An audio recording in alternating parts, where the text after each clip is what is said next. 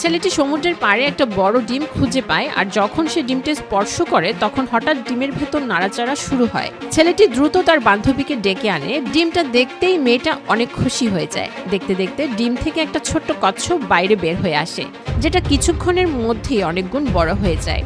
এটা দেখে বাচ্চা দুটো ভয় না পেয়ে কচ্ছপের সাথে খেলতে শুরু করে, আর দুজন মিলে কচ্ছপের পিঠে নিজেদের প্রেমের চিহ্ন তৈরি করে। মেয়েটি যখন ছেলেটিকে মুক্তোর মালা পরিয়ে দেয় তখন কচ্ছপটি অসন্তুষ্ট হয়, আর যখন ছেলেটি ঘুমোচ্ছিল তখন কচ্ছপটি মেয়েটিকে নিয়ে সমুদ্রের ভেতর চলে যায়। ঘুম থেকে উঠে ছেলেটি যখন সমুদ্রের দিকে তাকায় তখন সে জোরে চিৎকার করে মেয়েটিকে ডাকে, কিন্তু ততক্ষণে অনেক দেরি হয়ে গিয়েছিল।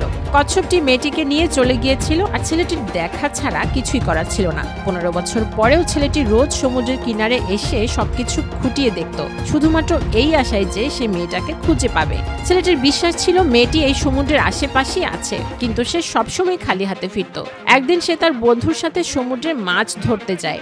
যখনই তারা জাল ফেলে তখনই হঠাৎ তাদের বোটটি জোরে জোরে ডুলতে শুরু করে। দুজনে দ্রুত জালটি উপরে উঠিয়ে আনে। জালের মধ্যে এক বিশাল বড় ছিদ্র দেখে তারা অবাক হয়ে যায়। নিজের অভিজ্ঞতা থেকে ছেলেটির বন্ধু কাল্লু বলে, জালে ফেসে যাওয়া প্রাণীটি কোনো সাধারণ প্রাণী ছিল না। যদি প্রাণীটিকে ধরা যায় তাহলে তারা অনেক ধনী হয়ে যাবে। এজন্য তারা পরের দিন এসে আবারও সেই জায়গায় এসে জাল ফেলে, কিন্তু হঠাৎ করে তাদের বোটটি আবারও ঢুলতে শুরু করে। বেশি টান পড়ার কারণে বোটের মেশিন থেকে ধোঁয়া বের হতে শুরু করে। নিজেদের প্রাণ বাঁচানোর জন্য কাল্লু ভাইকে বাধ্য হয়ে রশিটি কেটে ফেলতে হয়, কেননা এই প্রাণীটি অনেক শক্তিশালী ছিল। এরপর ছেলেটি একজন সমুদ্র বিজ্ঞানীর সাথে দেখা করে সবকিছু খুলে বলে। সমুদ্র বিজ্ঞানী তার রিসার্চের ভিত্তিতে বলে সমুদ্রের মধ্যে একজন সুন্দরী মেয়ে বসবাস করে, যে সমুদ্রকে সবসময় রক্ষা করে।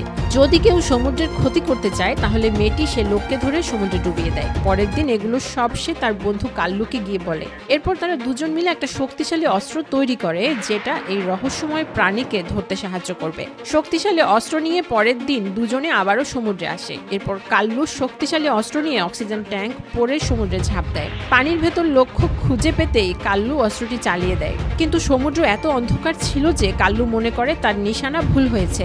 এজন্য সে আবারও বোটে ফিরে আসে, কিন্তু সে জানতো না তার নিশানা ঠিক জায়গায় লেগেছিল।